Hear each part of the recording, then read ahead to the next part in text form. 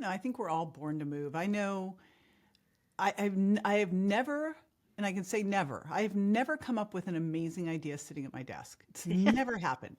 And yet, like we were out yesterday walking out in beautiful, where we live, we have the longest walking street on the water. And of course, idea. I used to go rollerblading in Fort Lauderdale around the water, ideas. I had to always carry things with me at the gym. Anytime I'm moving, I get these ideas. Now, we've brought transcendence into the Mindshare Health Business Growth community. I always bring dance in, as you've noticed. I always bring dance in because I feel like as adults, we don't get to do it. It's like, first of all, I'm not 20. I'm not going to a club in a miniskirt. Like, I'm not doing it. So there's just not that many opportunities, right? So I make sure at my events, we always have dancing.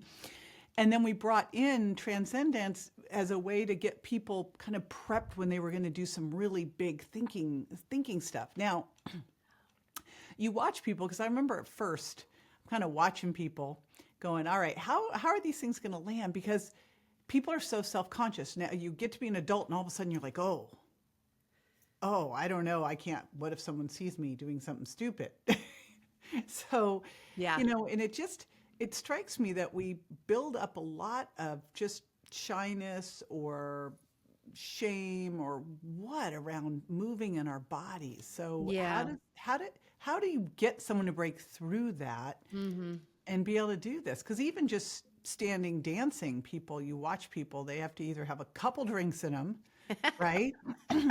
Well, JJ, it's cultural. So what I love about having, and I know you've been around the world too, so I know you can speak to this as well, but wouldn't you agree that it's very much our US, maybe Canadian culture? Yeah, I'd It's a say US, Canada, and the probably UK. UK. Exactly. Uh-huh. Right. So, but the rest of the world, they got it going on. Like you go down to, my husband's from Mexico City. You go down to Mexico, you are expected as a male.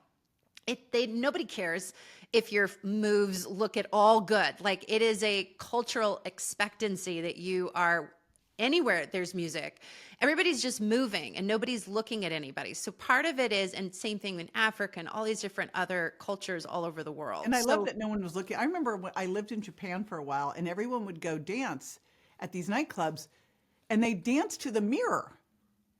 You go, this is the weirdest thing I've ever seen. No one's dancing with each other. They're all dancing to the mirror. it's so good.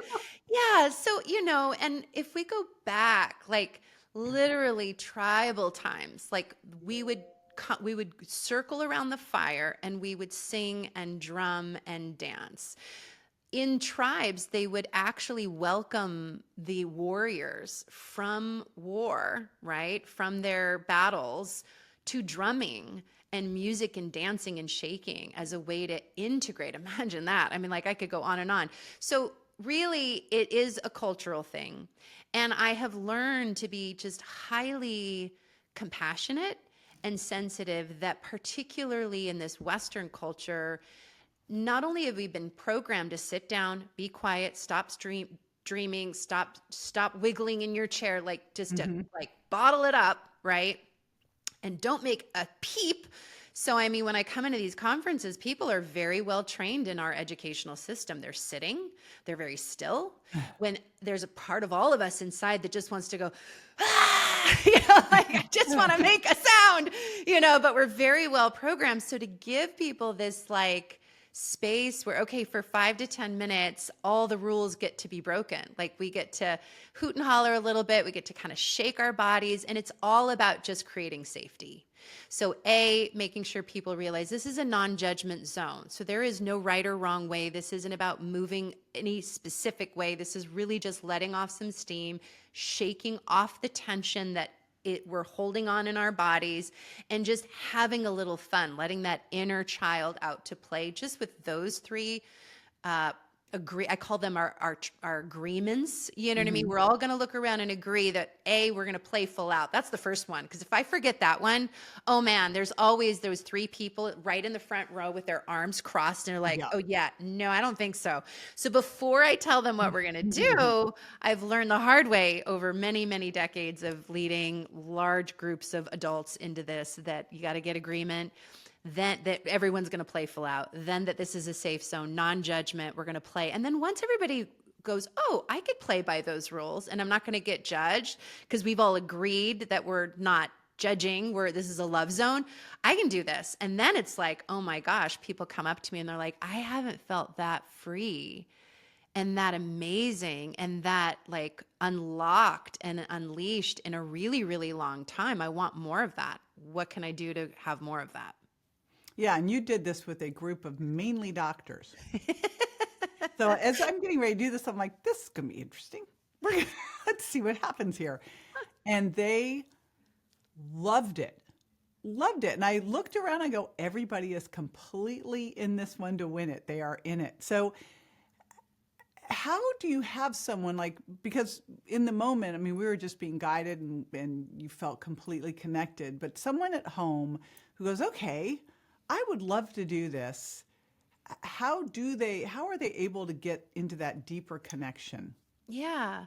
I think the music, honestly, JJ, is such an important, it's like a dance partner. You know, if you think about if you've ever like had any kind of experience on the dance floor with somebody that's kind of in flow versus like you just somebody that's leading, like a really good song. So for a moment, if possible. Now I know some people really need a lot of help with music and they're like, I have no idea what song would you play? You know, and so we've got lots of playlists. I'm sure you have music that you could share I think even you're below also going this. to give everyone you're going to give everyone a taste. So if you're listening, going, Yeah. I got nothing. Is it Bruno Mars? We'll get you a thing.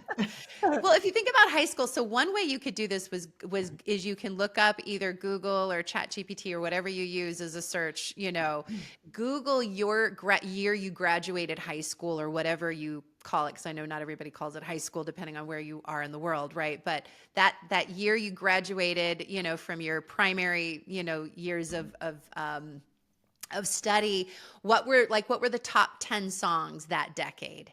And chances are one of those songs will be, and you could say top 10 dance songs could be super helpful.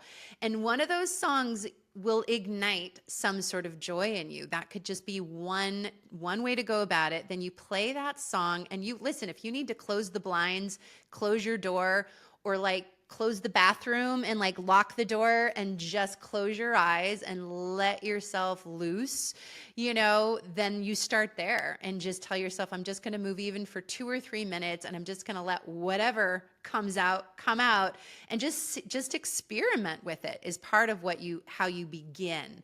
Another really easy way is drumming. I know that sounds like, wait a minute, drumming. So if you can go to Spotify or Apple Music or whatever and just Google African drumming and just even a few minutes of that. And what I love is to pair drumming with one of the 10 stages of transcendence called the dance of release. Now, this isn't new. I've just given it a fun name. If you watch a dog after it gets a bath, what does it do? It shakes all the water off, right? Or if you watch a zebra being chased by a lion, if it doesn't get eaten, it will play dead. And then as soon as it doesn't think it's in danger, it'll stand up and it'll shake its entire body to shake off the trauma. So it's literally like you imagine shaking your body like an old dusty rug or a dog shaking water, and you shake your body. It is so rejuvenating. It releases so much tension. It activates those happy hormones. Even just a few minutes can be it's like that, one of those exercise snacks, JJ, but it activates mind, body, and spirit in such a powerful way. So you brought up joy like 10 times now. Like how does joy fit in here? Yeah. It's your middle name, right? Or did you It give is yourself that my middle name? Is that name. really your middle name? It is really. Do you want to know? Like, you're asking. So my mother was going to call me Star, and which is an interesting middle name too, Really? which I think is Yeah. lovely. And she had 2 boys, my older brothers, John and Rich, who also work in our institute, which is super cool. It's a whole family business.